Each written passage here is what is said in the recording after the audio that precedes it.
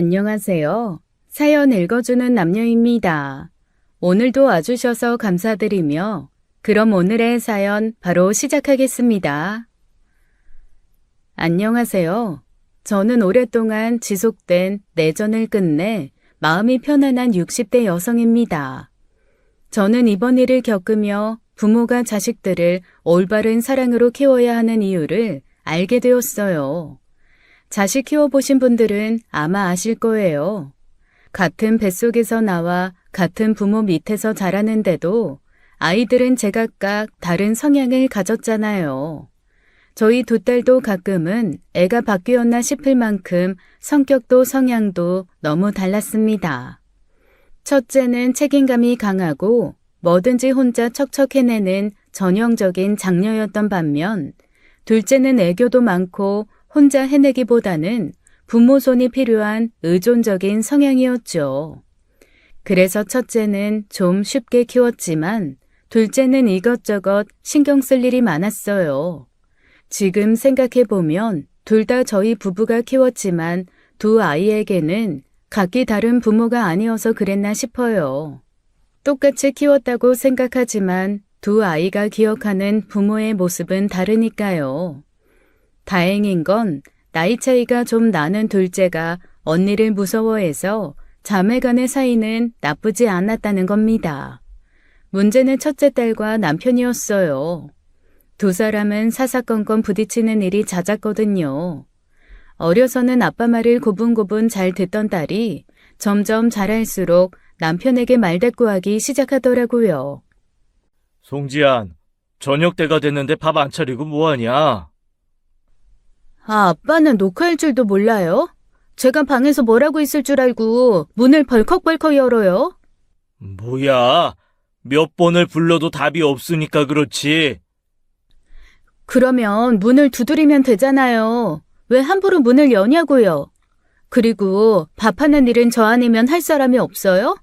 지연이도 있는데 왜 굳이 저만 시켜요? 이 녀석이 진짜 아빠가 하라면 할 것이지 왜 말대꾸야? 어디서 배운 버르장머리야? 아빠가 너를 그렇게 키웠어? 별것도 아닌 일로 남편이 자존심을 세우고 딸이 남편의 자존심을 뭉개는 일이 많았죠. 그럴 때마다 저는 은근히 딸 편을 들었지만 그러면 또 화살이 제게 날아들곤 했어요. 시댁의 시아버님께서 지독한 가부장적인 어르신이었는데 꼭 그 모습을 닮았더라고요. 참, 당신은 아버님한테 그렇게 불만이 많았으면서 어떻게 아버님을 꼭 닮아가? 내가 뭐? 내가 뭐? 뭐긴 뭐야. 그러게 방문을 왜 함부로 열어?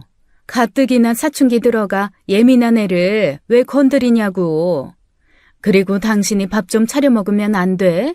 냉장고에 반찬 있고 내가 밥 다 해놓고 갔잖아. 밖에서 힘들게 돈 벌어오는 것도 모자라 밥 한 끼도 딸한테 제대로 못 얻어먹는단 말이야? 이 집이 누구 건데? 결국 내가 산 집에서 편하게 살면서 내가 방문 하나 열었다고 저 난리를 칠 일이야? 당신이 그러니까 송지한 제가 위아래를 모르고 말을 저렇게 하는 거 아니야? 누가 보면 주워온 줄 알겠네. 당신이 낳아놓고 집 해주고 밥 먹여줬다고 유세야? 좀스럽기는. 뭐야? 저도 처음엔 남편의 그 가부장적인 면모가 힘들긴 했습니다. 근데 그때 주변 친구들 남편들은 대다수 그랬어요. 다들 그렇게 살면 그게 이상한 줄을 모르잖아요. 그렇게 당하고 살다 저도 마음에 병이 들고 한마디씩 대꾸하기 시작하니 용기가 생기더라고요. 그래서 딸들의 마음을 이해했고 남편이 변할 수 있도록 대신 싸워준 거예요. 남편도 성심이 나쁜 사람은 아닌데 시댁에서 보고 자란 것이 그러니 어쩔 수가 없더라고요. 하지만 아무리 제가 노력을 해도 안 되는 게 있더라고요. 그나마 둘째는 자존심도 굽히고 애교 부리며 적당히 넘어가기라도 했는데 첫째는 그런 게 전혀 없었습니다. 자기가 생각했을 때 불합리하다고 생각하면 남편에게 지지 않고 맞섰어요. 게다가 남편은 첫째는 첫째답게 둘째는 둘째다워야 한다는 지론을 가지고 있었거든요. 무조건 둘 중에 더 잘해야 하는 건 첫째고 늘 둘째에게 모범이 되는 언니여야만 했죠. 그러니 성적이 조금이라도 안 나오면 둘째가 있는 자리에서 불러다 다그치곤 했어요. 기말고사 평균이 90점도 안 된다면서 공부를 하는 거야, 만 거야? 노력했어요. 노력한 결과가 고작 이거란 말이야? 90점 못 됐어도 89점이면 전교 중상위권에는 충분히 들어요. 전체적으로 시험이 어려워서 95점 넘는 친구들도 거의 없다고요. 점수가 다가 아닌데 왜 아빠는 아무것도 모르면서 점수만으로 사람을 평가해요? 핑계대지 마라. 약속대로 주말 외출 금지야. 아, 진짜. 약속은 약속이야. 이게 다 너를 위해서고 지연이를 위해서지. 윗물이 맑아야 아랫물이 맑은 거야. 지연이는 너를 보고 자라는데 네가 잘해서 바른 길로 인도를 해줘야지. 첫째에 대한 남편의 기대치는 너무 높았습니다. 어지간한 일로는 칭찬 한번 해준 적도 없었어요. 왜 저렇게 자기 자식들한테 박할까 싶었는데 가만 생각해보면 자기가 그렇게 자랐기 때문인 것 같더라고요. 형편이 어려운 시댁에 장남으로 태어나 공부도 채 마치지 못한 채 일찍이 배운 기술로 생활비 보태 소방관으로 번 월급으로 시댁 집을 지어준 사람이거든요. 부모한테 받은 것도 없는데도 그렇게 살았다는 자기 인생에 대한 자부심이 큰 사람이었어요. 보통 자기가 그렇게 살았으면 자식은 좀 편하게 살길 바랄 텐데 유독 첫째한테만은 그렇게 냉정하더라고요. 당신 그러다 지안이랑 척지고 살아. 적당히 해, 적당히. 뭘 적당히 하라는 거야? 내가 뭐 어쨌다고? 이게 다 나 위해서 그래? 아, 저 위해서 그렇잖아. 그럼 지연이한테도 똑같이 해야지. 매번 지안이한테만 다른 잣대를 들이미니까 지아빠를 피하는 거 아니야. 나중에 부모 마음 알면 다 피눈물 흘리고 후회해. 저만 손해지 내가 손해야? 얼씨구, 어디 봅시다. 그 피눈물 누가 흘리는지. 부모는 평생의 자식한테 을이 돼야 하는 사람이래. 부모 갑질에 병든 자식 마음은 평생에 걸쳐도 치유가 안 된답디다. 그러는 나는 부모한테 받은 거 하나 없이도 잘 자란 나는 당신도 뭐 아버님이 고등학교 안 보내줬다고 아직도 불만 많으면서 뭘? 그러니까 나는 고등학교 보냈잖아. 대학도 보내준다잖아. 그러면 적어도 내가 원하는 대학에 붙을 실력은 돼야 할 거 아니야? 아무리 애를 써도 고집불통 외골수 남편을 이길 수는 없었어요. 그러다 딸이 남편이 원하는 대학에 떨어지면서 부녀 사이의 골은 완전히 깊어졌죠. 서울권 대학을 노리던 딸은 지방 국립대에 가게 됐는데 저는 그것만으로도 참 잘했다고 생각했어요. 내 딸이 천재도 아니고 자기 능력껏 받은 결과인데 부모가 인정해주지 않으면 누가 인정해주나요? 속상해도 자기가 더 속상하지 부모가 더 속상하겠냐고요. 그런데 남편은 학교도 보내줘 부족한 공부 사교육으로 시켜줘 자기였으면 서울대 의대도 갔겠다며 분노했죠. 등록금을 내주지 않겠다 어쩐다 실랑이를 벌이다 제가 총대 메고 싸워서 마무리됐지만 둘 사이의 갈등은 걷잡을 수 없이 커졌어요. 너는 오랜만에 와서 아빠한테 인사도 안 하냐? 안녕하세요. 아까 오자마자 하더구만. 당신이 길을 쓰고 안방에 누워서 인사받으려고 안 나온 거면서 왜 애한테 그래? 왔으면 부모 얼굴을 보고 인사를 해야지.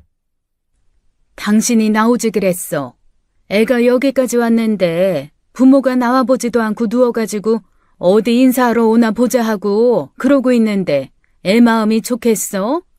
제발 좀 그러지 마. 제발 좀. 오랜만에 오네. 마음 불편하게 왜 그래 자꾸?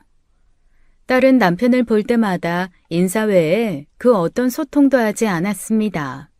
이웃 아저씨보다 못한 대접을 받던 남편도 시간이 흐르면서 이건 좀 아니다 싶었는지 불만이 많더라고요. 하지만 돌이키기엔 너무 많은 시간이 흘렀고 남편은 자기가 노력할 일이 아니라고 생각했었어요.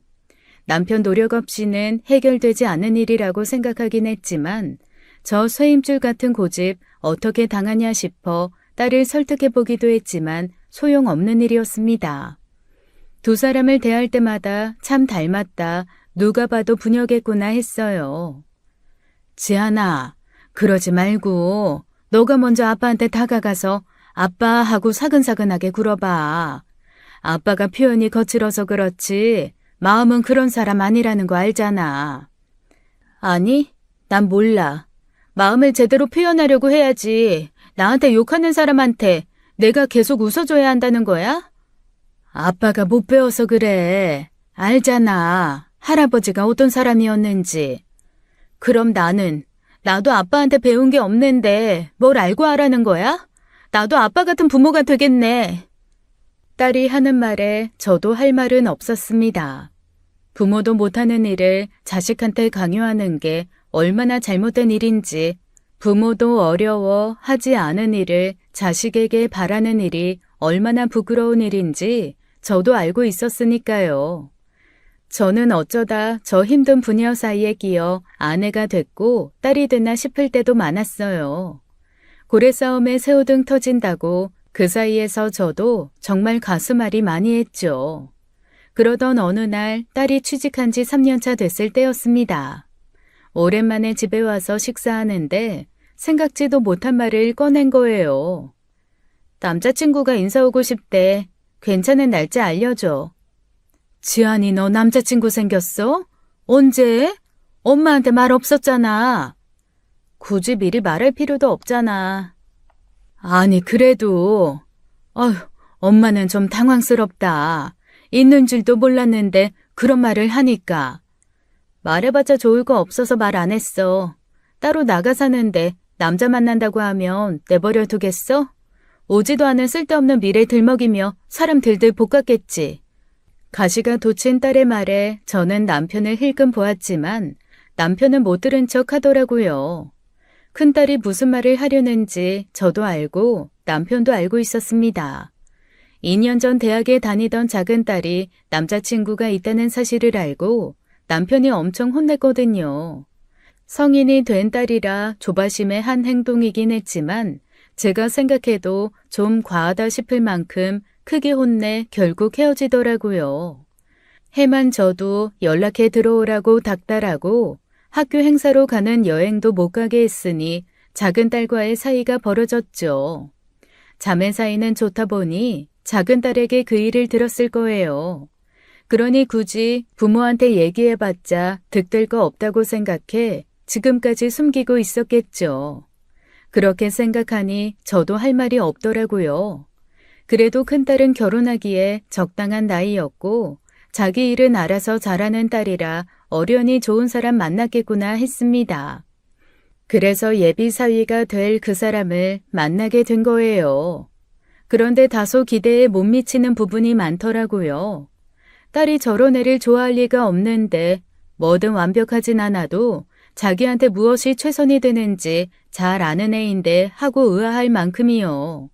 인물도 인상도 무엇 하나 마음에 쏙 들지도 않았고 딸 다니던 회사의 하청업체 직원으로 딸보다 직업적으로도 좀 기울었어요. 대학도 이름도 없는 전문대를 나왔다기에 그럼 돈이라도 많이 모았나 싶었는데 그것도 아닌 것 같더라고요. 자꾸 허황된 이야기만 늘어놓는 게 신뢰가 하나도 되지 않았거든요. 저는요, 사람 보는 눈이 있어야 인생에도 한 방이 있다고 생각합니다. 제가 근데 보는 눈이 좀 좋거든요. 실은 두 분 앞이니까 말씀드리는 건데 지금 제가 보는 종목 중에 기가 막힌 게 하나 있어요. 아마 2년 안에 코스닥 씹어먹을 기업이 될 거라고 자신하거든요. 지금 이게 들어가면 5배는 기본인데 그게 뭔지는 제가 나중에 말씀드릴게요. 뭐 어쨌든 이번에 수익 난 걸로 종잣돈이 좀 생겼는데 그걸로 좀 더 굴려서 내년엔 집 마련하려고요. 아유, 그러면 좋기는 하겠지만 그래도 사람이 안정적인 직업을 가지고 꾸준히 월급을 버는 게 어머니, 지금은 그런 시대가 아니에요. 앞으로는요, 더 최첨단 시대가 올 거라고요.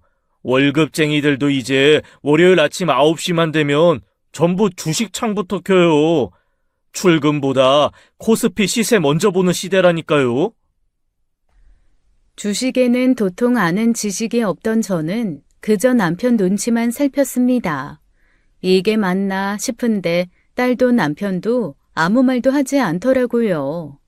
남편 성격에 저렇게 침묵을 지키는 걸 보면 분명히 마음에 차지 않은 게 분명했어요.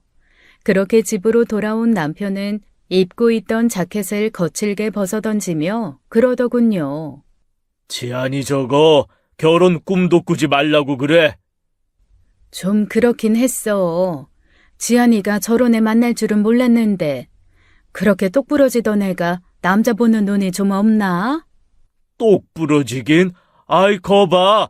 그렇게 저 할 일 알아서 한다고 싸고 도는 애가 데리고 온 남자 수준하고는 결혼은 무슨, 아유 당장 헤어지라고 해.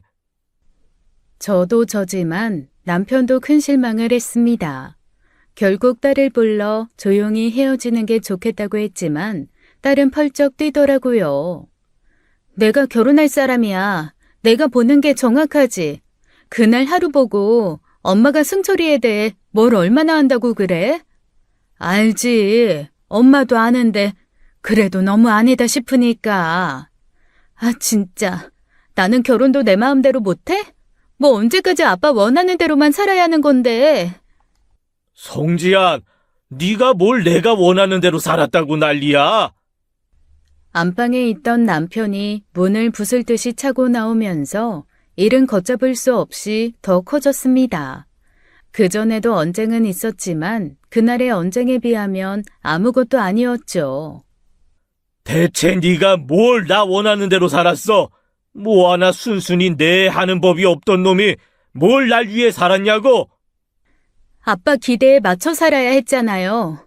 내 꿈도 없이 그저 아빠가 원하는 대로 돈 잘 벌고 말 잘 듣는 장녀로만 자라게 했잖아요. 아빠 원하는 대학은 못 나왔어도 아빠가 무시하는 지방 국립대 장학금 받고 다니면서 용돈 벌어 쓴다고 아르바이트도 하고 내 인생에 내가 원하는 대로 산 건 또 뭔데요? 참, 기가 막혀서 진짜. 아빠는 내 꿈이 뭐였는지는 알아요? 내가 중학교 때 그림하고 싶었던 거 아빠 모르죠? 네가 언제 그림을 한다고 했어? 했어요. 늦었지만 그림 배워서 대학 가고 싶다. 학교 미술 선생님도 가능성 있다. 그랬을 때 아빠 뭐라고 한지 기억도 안 나죠? 타고나기를 피카소로 태어나야 붓을 잡고 타고나기를 모차르트로 태어나야 건반을 두드린다고. 쓸데없이 예술한다고 부모 노후 잡아먹지 말고 공부나 하라고. 저는 아직도 그 말을 토시 하나 안 빼고 기억해요. 그런데도 내가 원하는 대로 살았어요? 사실 저도 그 일은 가물가물했습니다. 언젠가 미술이 하고 싶다고 했던 건 어렴풋이 기억나는데 솔직히 그렇게까지 하고 싶은 줄은 몰랐어요. 안 되겠다고 했을 때 고집 부리지 않고 순순히 물러났던 것도 열의가 없어서가 아니라 그저 포기였다는 것을 저도 남편도 몰랐던 거예요. 지금은 이미 지난 일에 대해 이야기하는 거 아니잖아. 과거는 과거고 미래는 미래야. 그따위 새끼랑 결혼한다는데 어느 부모가 얼씨구나 좋다고 해? 뭐가 그따위 새낀데요. 저는 뭐 잘난 줄 알아요? 우리 집도 대단한 거 없고 나도 대단한 거 없어요. 아빠는 승철 씨의 그 무엇도 함부로 판단할 권리가 없다고요. 안 된다면 안 되는 줄 알아. 어디서 그런 양아치 같은 새끼를. 결혼은 내가 원하는 사람이랑 해요. 평생 내가 원하는 사람이랑 살 거라고요. 어디 한번 부모 없이 해봐라. 부모 자식 연 땅 끊고 지금 살고 있는 집 보증금도 빼서 보내.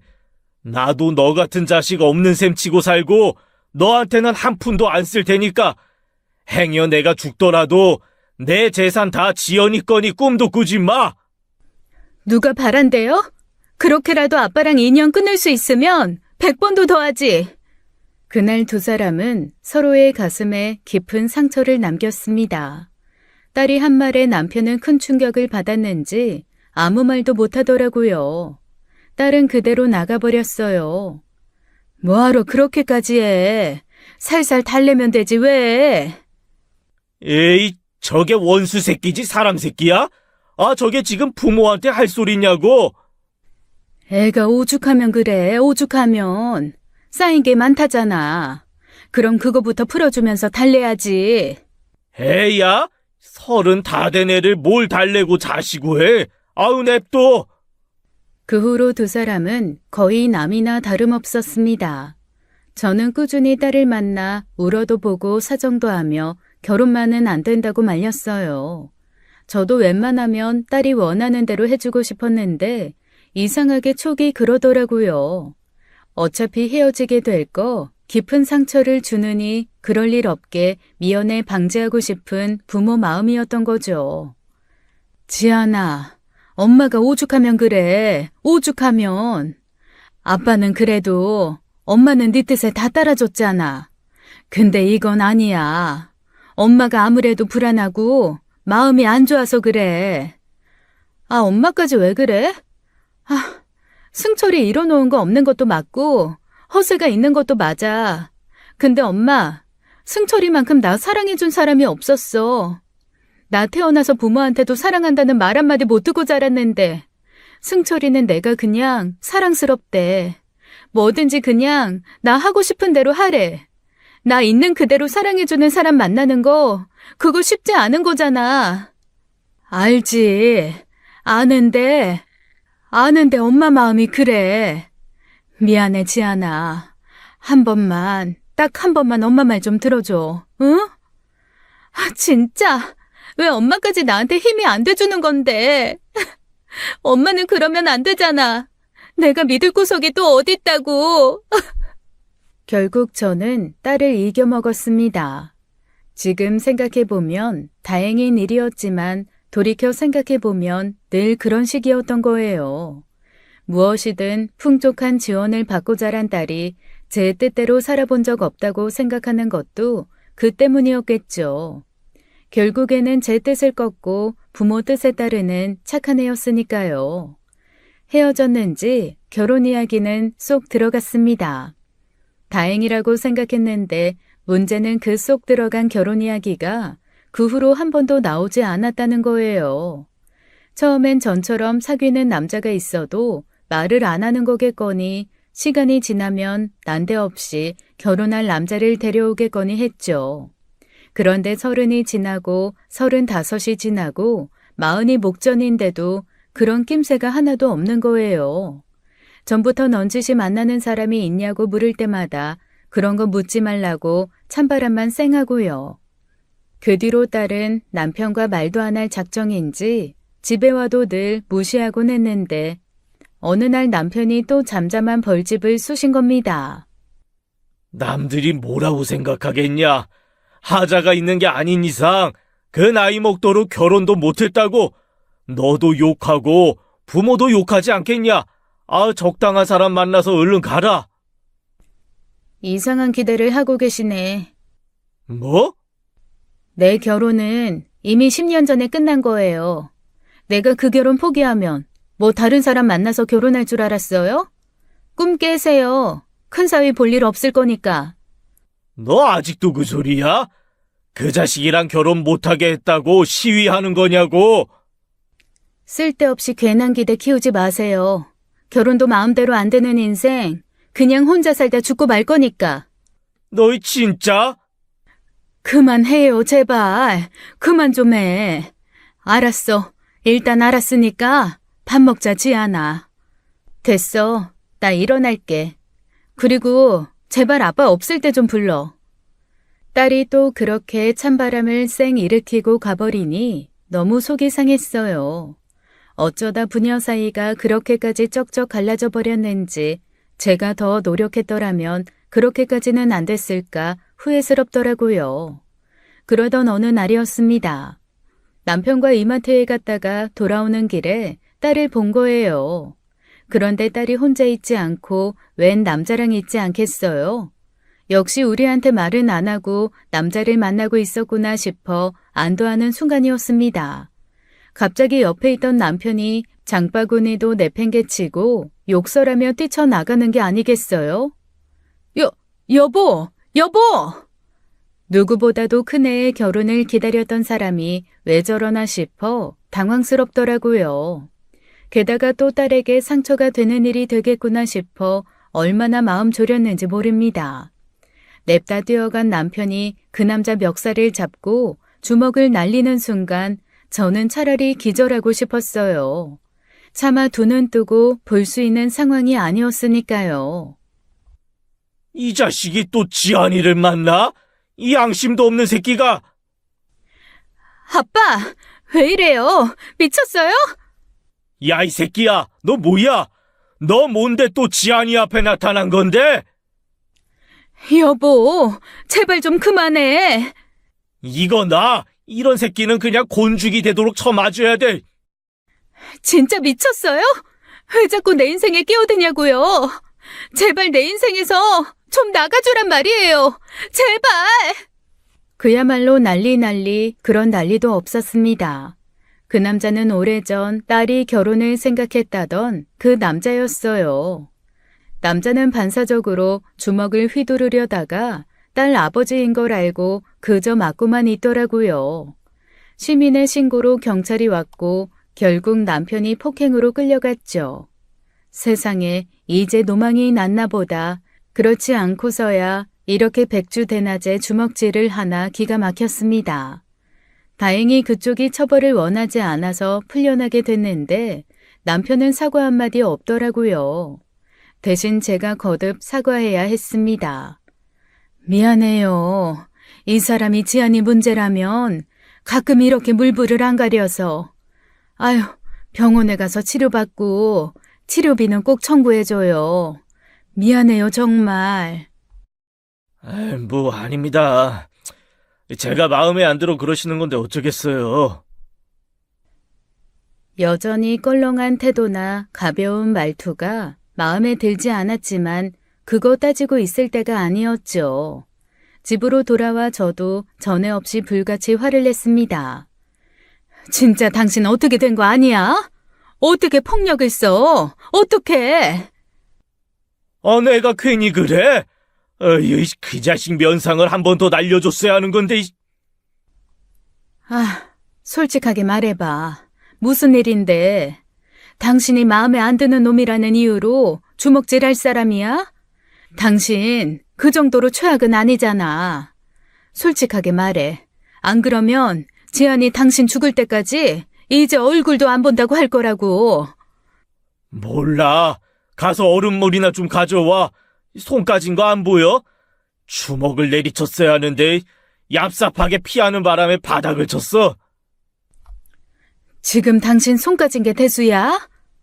하지만 남편은 입을 꾹 다물어 버렸습니다. 저녁에 딸에게 연락해 따로 만났는데 표정이 너무 안 좋더라고요. 병원은 갔대? 많이 다친 건 아니지? 뼈 부러진 건 없어. 멍이 좀 오래 갈 거래. 그 와중에 다행이네. 아휴, 대체 왜 그랬나 몰라. 아무리 물어도 대답을 안 해. 지안이 너도 알잖아. 아무리 그래도 네 아빠 그렇게 폭력적인 사람은 아니라는 거. 무슨 이유가 있어도 있을 건데. 사람 때리는데 이유가 어딨어? 때린 건 때린 거지. 지안아, 나 그 사람이랑 결혼할 거야. 5년 전에 결혼했다가 지금은 이혼했대. 다시 만나자고 하길래 그렇게 하기로 했어. 뭐? 아니 그래도 말릴 생각하지 마. 이제 아빠 엄마 반대 따위는 두렵지도 않아. 곧 마음 바라보고 있는 판에 부모가 무서워서 내가 원하는 사람이랑 결혼도 못하겠어? 진짜 그렇게 했어야 했는데 내가 너무 쓸데없이 효녀였어. 어떠한 감정도 없이 그런 말을 하는 딸을 보면서 저는 아무 말도 하지 못했습니다. 거기다 대고 남편처럼 절대 안 된다는 말을 어떻게 하나요? 한편으로는 잘 됐다는 생각도 들더라고요. 돌고 돌아 만난 인연이니 더 잘 살 거라는 생각도 있었고요. 그래서 정해지는 게 있거든 연락 달라고 헤어져 돌아왔죠. 남편에게 넌지시 그 이야기를 하니 갑자기 벌떡 일어나 소리를 버럭 지르는 거예요. 뭐야? 당신 미쳤어? 내가 분명히 안 된다고 했지? 내가 손이 이 지경이 되면서까지 말렸는데, 그걸 그냥 듣고만 있었단 말이야? 아이, 깜짝이야. 그럼 어째? 이제 부모 반대 같은 건 무섭지도 않다는 애한테. 지금 나이 40 바라보고 있는 애 결혼 반대하는 게 더 말이 안 되지 않아? 그래도 안 돼! 그 자식은 죽었다 깨어나도 안 된다고! 그러니까 대체 그렇게 반대하는 이유가 뭐냐니까? 답답한 마음에 그렇게 소리치자 남편은 한숨을 푹 내쉬며 나지막하게 욕을 하더라고요. 그러면서 어렵사리 입을 여는데 저는 남편이 하는 말에 깜짝 놀라고 말았습니다. 꿈에도 죽어도 상상할 수 없었던 이유가 있었던 거예요. 내가 그놈을 봤어! 승철이? 어디서 봤는데? 15년 전인가? 지안이가 처음 데려왔을 때면 5년 전쯤 됐었지. 근무 서고 있었을 때 말이야. 경찰 쪽에서 도움 요청이 와서 갔는데, 집을 따달라는 거야. 납치, 감금된 여자가 있어서 강제 개방해야 한다고. 납치, 감금? 당신도 기억할 수 있어. 내가 말 안 했을 리가 없으니까. 한씨가 바쁘다길래 급하게 문을 따고 들어갔더니 여자가 거의 다 죽어가더라고. 급하게 병원으로 이송했고 겨우 목숨을 건진 걸로 알고 있거든. 그때 현장에서 잡혀둔 놈이 그 놈이었어. 뭐라고? 그때 그 놈이 승철이란 말이야? 당신이 잘못 봤겠지. 그때 그랬잖아. 회사도 다닌다고 했었고. 그럴 사람으로는 안 보이던데. 당신이 그럴 사람 안 그럴 사람 구분할 수 있어? 처음 볼 때부터 어딘가 낯이 익다고 했지. 그러다 그놈 목에 난 점을 보고 기억나지 뭐야. 기억 못할 만큼 오래된 일도 아니었고 별의 별일을 다 했다지만 그만한 사건이 흔한 일은 아니니까 분명히 징역 살고 나왔을 게 분명한데 술술 거짓말도 잘하고 여러모로 절대 안 될 일이었지. 아니, 그게 무슨... 근데 왜 지안이한테 말을 안 했어?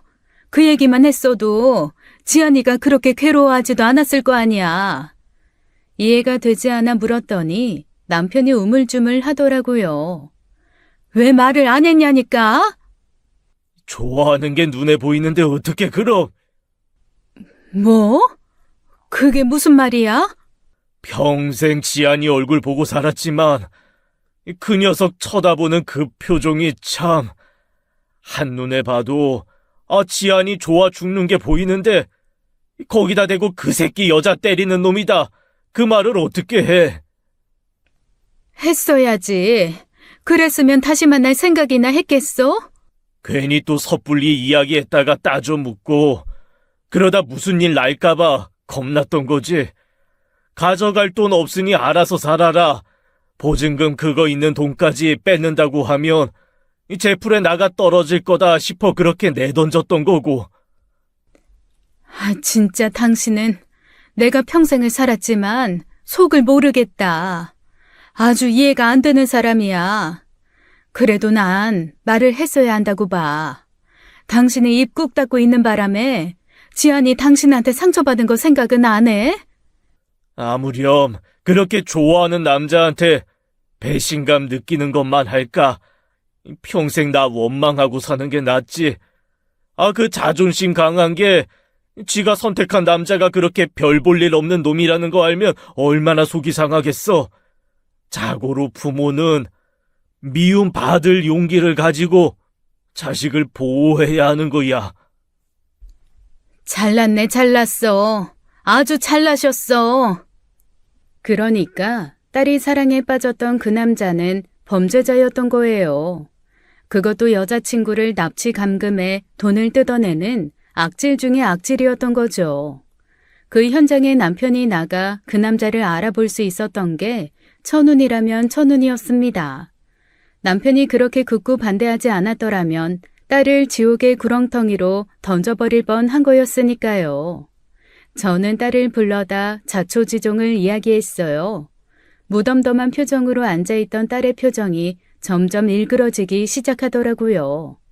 도저히 믿기 힘들다는 듯이 저를 빤히 바라보는데 저도 뭐라고 더 해줄 말이 없었습니다. 말도 안 돼. 무슨 그런... 엄마, 이제 방법을 바꾼 거야? 멀쩡한 사람 범죄자 만드는 일로? 송악이 연락처 줄 테니까 가서 알아봐. 알지? 이 경찰청에 있는 내 친구 놈. 내가 아무렴 공문서 위조까지 할까봐. 정 네 부모를 못 믿겠거든. 가서 당시 자료 네 눈으로 직접 보고 나서 믿든지 말든지 해. 왜 그때 말 안 했는데? 그런 문제라면 아빠가 말 안 했을 리가 없잖아. 딸은 여전히 불신이 가득한 눈으로 남편을 보고 있었습니다. 무뚝뚝하고 표현 못하는 양반이라 제가 나서야 했어요. 너 상처받을까봐 그랬대. 좋아하는 남자애한테서 배신감 느끼고 힘들어할까봐. 그래서 아빠가 총대 메고 너한테 욕먹은 거야. 딸은 충격받은 얼굴로 저와 남편을 번갈아 보았습니다. 결혼을 생각한 남자의 정체도 남편이 말하지 않았던 이유도 딸이 전혀 예상치 못한 일이었으니까요. 그러니까 지안아, 그 사람은 안 돼. 그리고 조심해야 돼. 섣불리 그 일 들먹이면서 헤어지자고 하지 마. 사정이 그렇게 됐다. 또 집에서 반대가 너무 심하다. 무슨 핑계라도 대봐. 악질 중에 악질인 놈이었어. 그러니까 괜히 건드리지 마. 아이 똥이 무서워서 피해? 더러워 피하는 거지. 딸은 그날 멍하게 앉아있다가 돌아갔어요. 딸 반응을 보니 남편이 그때 솔직하지 못했던 것도 이해는 가더라고요. 불같이 화를 내는 게 낫지 도대체 속을 알 수 없는 표정을 보니 너무 불안한 거예요. 그때까지만 해도 저희 부부는 딸의 인생에 직면한 큰 위기를 넘겼다고 생각했습니다. 그래서 한시름 놓긴 했지만 충격받은 딸의 상태가 걱정돼 자주 연락했죠. 그런데 그 후부터 딸이 좀 이상해졌습니다. 엄마, 언니 요즘 연락이 잘 안 되는데? 뭐? 너한테는 자주 했잖아. 그러니까. 근데 자꾸 연락하면 한참 있다가 답장하고 전화해도 잘 받지도 않고 만나도 표정이 별로 좋지가 않아. 네 언니 속이 오죽하겠니? 그 남자랑은 헤어진 것 같아? 잘 모르겠어. 근데 확실한 건 전과 달리 그 사람 얘기는 안 한다는 거야. 물론 그 얘기 말고도 하는 얘기는 없지만. 저희 부부와는 몰라도 작은 딸과는 그래도 자주 소통이 되던 애였는데 연락이 잘 안 됐어요. 집에 가면 넋을 놓고 앉아있는 시간이 길고 제가 말을 걸어도 한 번에 대답하는 일이 없었죠. 지안아, 많이 힘들어서 그래? 아니야. 그냥 요즘 일이 좀 많고 힘들어서. 다 지나갈 거야. 더 좋은 사람 많고 이렇게 사람 보는 안목도 기르는 거지. 이렇게 예쁘고 멋진데 너 좋아해주는 사람이 또 없겠어? 그래, 있겠지. 엄마, 너무 걱정하지 마. 그냥 좀 생각이 많아져서 그래. 딸은 애써 웃어 보였지만 웃어도 웃는 게 아니었습니다. 말도 못하게 충격이었나 보다 싶어 마음이 너무 안 좋더라고요. 똑 부러진 딸이 하고 많은 남자 중에 그런 남자한테 마음을 빼앗겨 저러나 속도 상했고요. 전에 세상에서 자신을 너무 사랑해주는 사람이라 좋았다던 딸의 말이 생각나는 거예요. 사랑한다는 말을 해줘서 좋았다던 그 말이요. 그게 자꾸 마음에 걸리는 겁니다.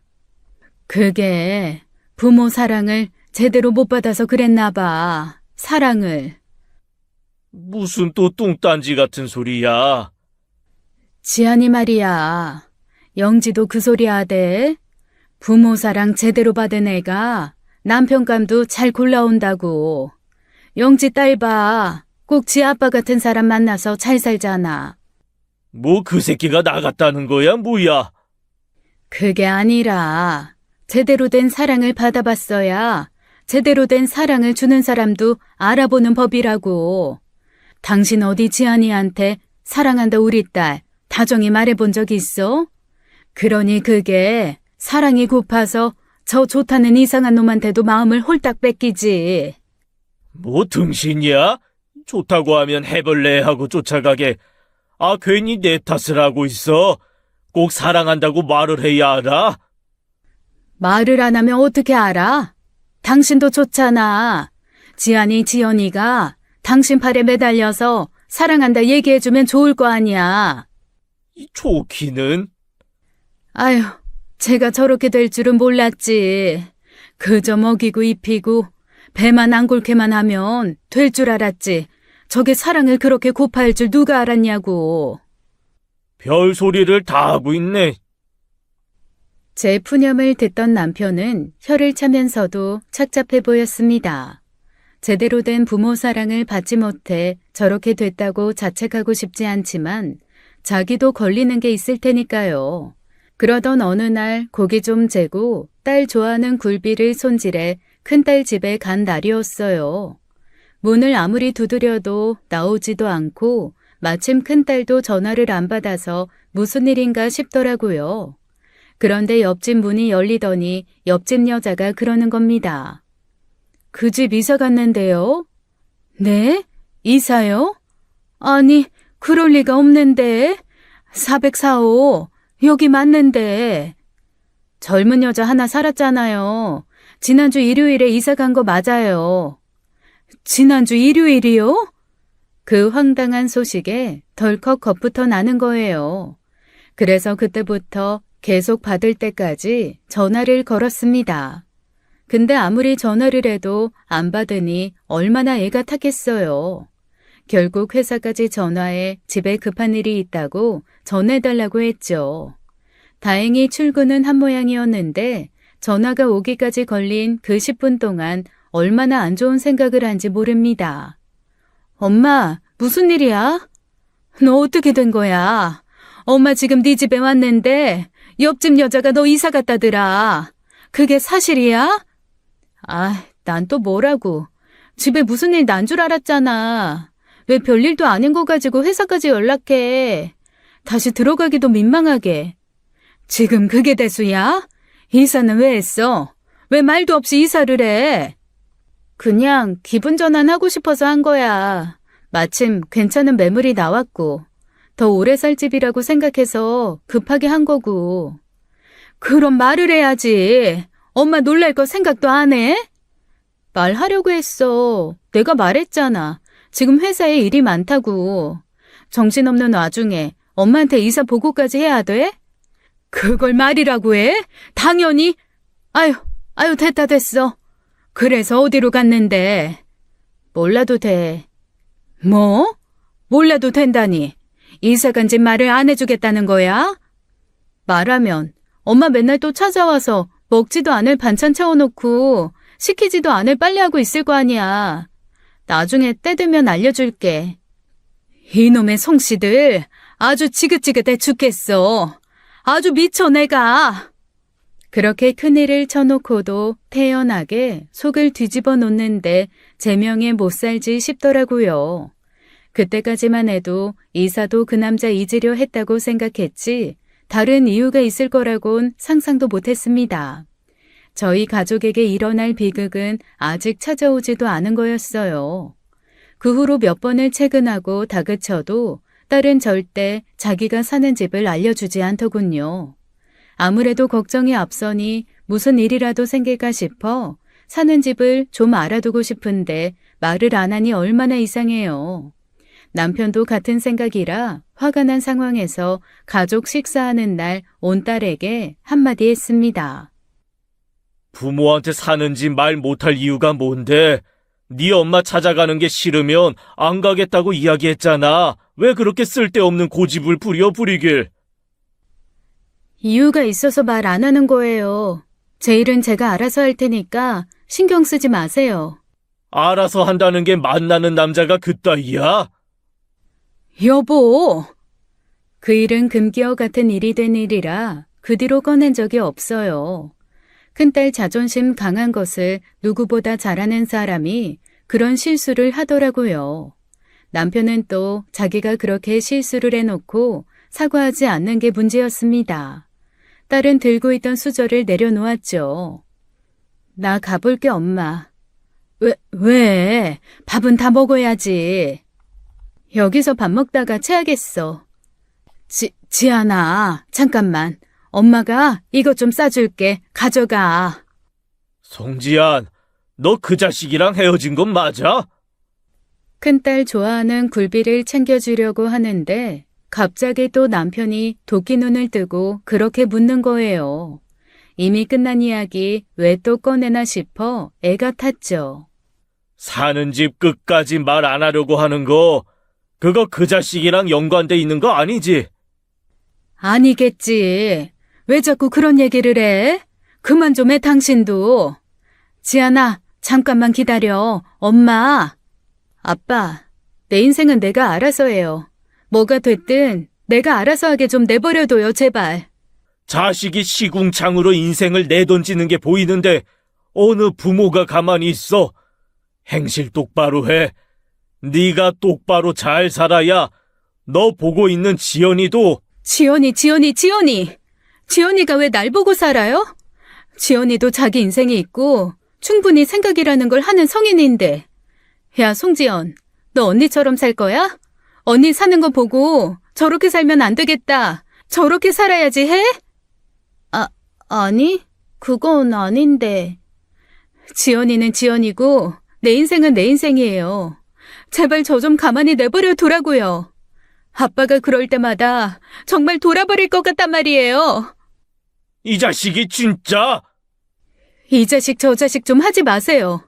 아빠한테 이 자식 저 자식 소리 듣고 자란 거 내 친구 중에 저밖에 없어요. 엄마, 나 갈게. 굴비 필요 없으니까 싸지 마. 그리고 당분간 연락 안 해. 지안아! 그 후 딸은 정말로 연락을 하지 않았습니다. 작은 딸과도 연락을 하지 않더라고요. 잘 있는지 메시지만이라도 해달라고 했더니 장문의 메시지가 왔었습니다. 그 메시지를 읽고 저는 속이 상해 또 한바탕 울고 말았어요. 엄마, 나는 왜 이렇게 사랑이 고픈 사람이 됐을까? 사랑한다 너뿐이다. 그런 말에 휘둘리는 시시한 사람이 되어버렸을까? 엄마, 나는 그 사람이 좋아. 남들이 그 사람을 뭐라고 해도 나한테는 둘도 없이 잘해주는 사람이야. 날 때린 적도 없고 때리려고 한 적도 없었어. 어렸을 때부터 아빠 기대에 맞춰 사는 게 너무 힘들고 실패할 때마다 아빠의 그 한심하다 눈빛을 보는 것도 너무 힘들었는데 그 사람은 내가 뭘 해든 괜찮대. 그냥 나는 아무것도 하지 않아도 좋대. 나는 그런 사람이랑 살고 싶어. 집안일 거들고 동생을 잘 돌보고 좋은 학교에 가야만 얻을 수 있는 부모의 사랑 말고 내가 아무것도 하지 않아도 날 그냥 있는 그대로를 봐주면서 사랑해주는 사람. 미안해. 잘 살게. 어머, 어떡하면 좋아. 어머, 이를 어떡하면 좋아. 뭐야? 아이 뭔데 호들갑이야? 거봐, 이거 보라고. 애가 얼마나 사랑이 고팠으면, 애가 얼마나 지 아빠한테 인정을 받고 싶었으면 이러냐고. 남편은 제가 건넨 휴대전화를 보더니 아무 말도 하지 않더라고요. 당장이라도 찾아와야 한다고 발을 동동 구르는 제게 딱 한마디 하더군요. 자기 마음대로 살겠다는 애 무슨 수로 찾아? 내버려둬. 어떻게 내버려둬? 폭력범이라며? 여자 때린다며? 다 알고도 간 거야. 똥인지 된장인지 꼭 찍어 먹어봐야 아는 거면 먹어봐야지. 그러다 무슨 일 생기면? 그거야, 지 팔자지. 당신 아빠 맞아? 어떻게 시종일관 그렇게 안 변할 수가 있어? 지안이가 힘들었다잖아. 지안이가 사랑받고 싶었다잖아. 이 문자를 보고도 그런 얘기가 나와? 당신 진짜 독하다. 진짜 무정하고 무심하고. 내가 당신 그런 사람인 줄 알았으면 내 딸 아빠로 안 살았지 내가. 가슴을 치고 통곡해봐야 이미 늦은 일이었어요. 딸은 오랫동안 고민하다 결국 그 남자와 살기로 한 거였으니까요. 그 뒤로 저는 여러 날 알아누웠고 남편은 안 피우던 담배를 피우기 시작했습니다. 함께 식사하는 일도 없이 애꿎은 총각김치만 거덜내며 술을 마셔댔고요. 술에 취하면 어김없이 안방문을 열고 들어와 주정을 하곤 했어요. 내가 뭘 그렇게 잘못했는데, 어? 자식이 바른 길로 가면서 바르게 자라기를 바라는 마음 그거 하나였는데 왜 다들 하나같이 나를 죽인 놈으로 뭐냐고, 어? 그렇게 딸과 연락이 끊긴 채 6개월을 보냈습니다. 속이 그야말로 새카맣게 타서 제만 남을 무렵이었어요. 언제쯤 연락이 올까 애타게 핸드폰만 붙잡고 살던 어느 날 밤이었죠. 잠이 들었다가 갑자기 다급하게 울리는 초인종 소리와 문 두드리는 소리에 화들짝 놀라 나갔습니다. 무슨 일인가 싶었는데 현관문 밖에서 엄마 엄마 하는 소리가 들려 급하게 문을 열었더니 딸이 있는 거예요. 게다가 말도 안 되는 몰골로요. 문을 열자 급하게 들어와 거실을 불안하게 서성이다 주저앉는데 냄새도 많이 나더라고요. 지안아, 어떻게 된 거야? 너 대체 몰골이? 놀라 튀어나온 남편도 얼마나 놀랐으면 말 한마디 하지 못했죠. 그런데 그때 딸이 갑자기 현관문을 가리키며 바들바들 떨고 소리치는 거예요. 엄마, 문! 엄마, 문! 문? 문이 왜? 문 제대로 닫았어. 제대로 잠궜어? 밖에서 못 여는 거 맞아? 못 열어. 무슨 일이야? 그 남자가 그런 거야? 순간 딸의 눈에서 두려움이 읽혔습니다. 그대로 주저앉아 무릎을 모으고 끌어안은 딸이 눈물을 뚝뚝 흘리는 거예요. 그런데 자세히 보니 얼굴에 누런 멍이 든 흔적이 있더라고요. 놀라 팔이며 다리에 옷을 젖혀봤더니 여기저기 멍이 가득해요. 맞았어? 믿기지 않아 물었더니 딸은 고개를 끄덕였습니다. 그 새끼가 그런 거야? 딸은 다시 한번 고개를 끄덕였어요. 그 죽일 놈이 기어이 제 아이를 건드린 것이었죠. 겁에 질린 딸을 품에 안고 다독이다 남편 시켜 따뜻한 꿀물을 타다 먹였어요. 어떻게 된 일인지 묻자 딸은 우물쭈물 하더니 그러더군요. 혼자 살던 집을 정리해 같이 살기 시작했는데 처음엔 신혼 같고 좋았답니다. 잘해주기도 잘해줬고 부모 뜻 거스르고도 잘 살 수 있을 것 같았대요. 그러다 너무 오래 집에 연락을 못했단 생각에 연락하려고 했더니 갑자기 핸드폰을 빼앗았다는 거예요. 집에 연락하지 마. 왜? 안 좋아하실 거 뻔한데 연락하면 지안이 너 설득할 거 아니야. 너 사라질까봐 걱정돼서 싫어.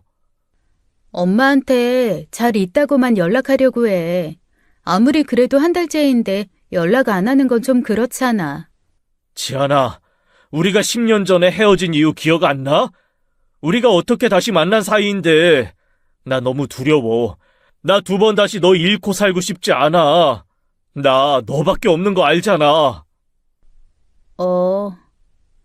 다시 헤어지게 될까봐 두렵다는 이유로 집에 연락도 하지 못하게 하고 핸드폰도 주지 않았대요. 그땐 무슨 정신인지 딸도 그게 두려워 회사에서도 연락할 생각을 못했고요. 그러던 어느 날 남자가 돈을 요구했답니다. 딸은 모은 돈은 집을 구하는 데 다 썼기 때문에 없다고 했지만 그럼 담보대출이라도 받으라고 했대요. 담보대출이라니? 갑자기 왜? 돈 필요해? 지금 안 넣으면 날아가는 거야. 우리 인생 역전이 코앞이라고. 돈 많이 벌어서 좋은 집, 좋은 차 타고 다니면 네 아빠도 이제 반대 못할걸? 근데 너무 큰 돈이잖아. 지안아, 큰 돈을 넣어야 큰 돈을 버는 거지. 작은 돈 넣어놓고 큰 돈 들어오길 바라면 너무 양아치 아니야? 그러니까 나 믿고 얼른 돈 좀 해와. 하지만 큰딸은 그렇게까지 멍청하진 않았어요. 점점 남자의 모습에 실망하던 중 느닷없이 집을 담보로 1억을 해오라는 말에 정신이 번쩍 든 것이었죠. 그건 아니다 싶어 못하겠다고 하자 그날부터 지옥이 시작됐답니다. 화장실에 가둬놓고 아무데도 못 가게 하더래요. 자기가 자리를 비우는 날이면 자기 친구를 시켜 감시하고요. 그렇게 석 달을 화장실에서 살다 친구의 감시가 소홀해진 틈을 타서 도망친 것이었어요. 그 끔찍한 석 달 동안 말로 다 못할 짓을 당한 딸을 즉시 입원시켰고 경찰에 신고했죠. 하지만 이미 놈은 도망간 상황이었어요. 게다가 마냥 기다리라고만 하는 경찰의 미온적인 태도에 너무 속상했습니다. 그 와중에 남편은 병원 한 번을 안 와보는 거예요. 자기 말대로 됐다 싶어 꼴도 보기 싫은 거죠. 겨우 퇴원해 집으로 돌아왔을 때도 딸은 쳐다보지도 않고 그렇게 밖으로만 나돌아다녔어요. 이 밤중에 또 어딜 가? 신경 꺼. 진짜 왜 저래? 아휴, 정말 내가 속상해서 진짜. 엄마, 미안해. 내가 있어서 그런가 봐. 내가 얼른 나가야 하는데. 나가려면 네 아빠 보고 나가라고 해. 어떻게 된 게 자식이 이 지경이 됐는데 따뜻한 말 한마디를 안 해주고. 아휴, 무심해, 무정해. 몸과 마음에 난 상처를 보듬어줘도 모자랄 판에 저 혼자 그렇게 다니는 게 영 못마땅했습니다. 딸은 또 자기가 실패했다는 생각에 괴로워했어요. 또 실망시켰구나. 여전히 나는 아빠한테 실패만 하는 딸이구나 하면서요.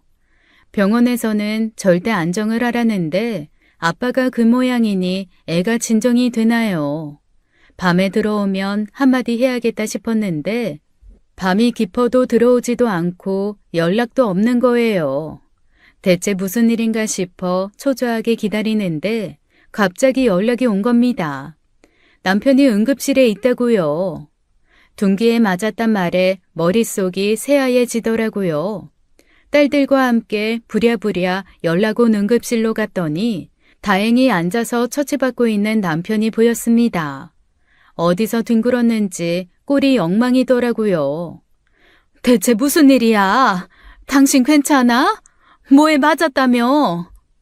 다급하게 남편의 상처를 살피는데 남편은 제 말에 대답도 하지 않고 딸을 보고 그러더라고요. 그 새끼 잡았어. 네? 홍승철 그 새끼 잡았다고. 갑자기 그게 무슨 말인가 싶어 쳐다보니 옆에 있던 남편 친구가 혀를 내두르며 그러는 겁니다. 이야, 명환이 이거 현역으로 뛰어도 되겠어요, 재수씨. 아직도 날아다니더라니까요. 예? 그게 무슨... 명환이 이게 특공대 하나 만들었다 아닙니까? 경찰, 소방, 은퇴한 애들 죄 불러다가 팀 꾸렸어요, 우리가. 이 팀은 무슨... 지아나, 걱정하지 마라. 이 아저씨가 아주 2단 옆차기를 해가지고 그 자식 옆구리 날려버렸어. 지금쯤 경찰서에서 조사받고 있을 거다. 아유, 네가 했냐? 내가 한 거 아니야? 그러다 처맞은 거잖아. 나 아니었으면 너 아주 바로 골로 갔어, 임마. 아무리 그래도 기다려야지. 아주 그 새끼 얼굴 보고 눈이 돌아가지고요. 둘 중 하나 초상 치르는 줄 알았다니까요. 그러니까 남편이 그동안 집을 비운 이유는 큰딸에게 몹쓸 짓을 해놓고 도망간 그 남자를 잡기 위함이었습니다. 겁도 없이 아무리 왕년의 날고기며 화마에도 뛰어들고 범죄 현장에도 다녔다지만 곧 이른을 바라보는 남자들이었어요.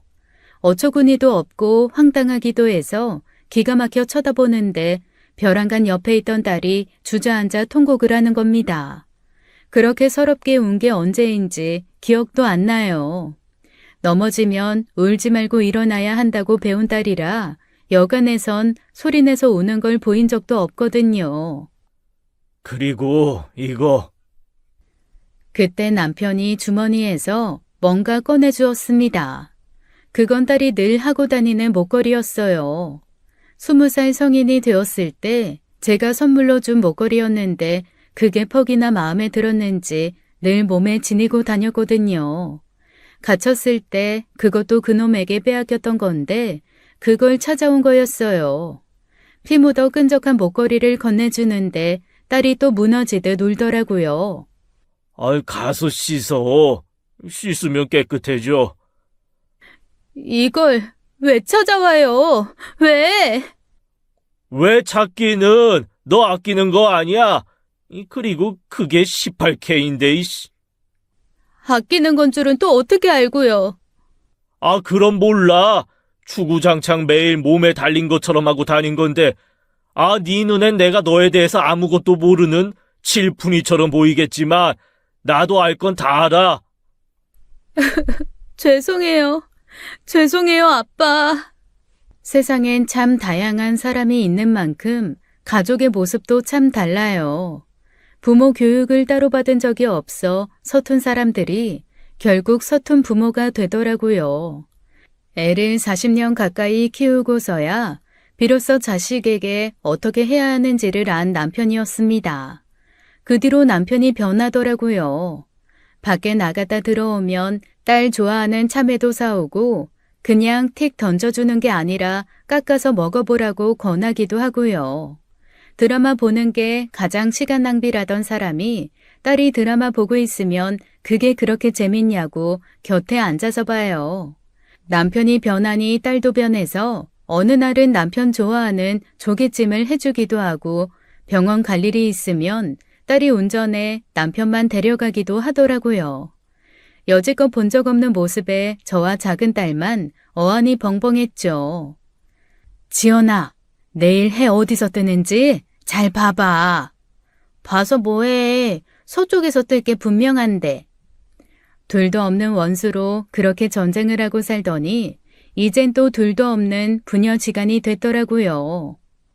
그 버러지 같은 놈은 이전 일도 있어서 결국 또 징역 7년을 받고 들어가 복역 중입니다.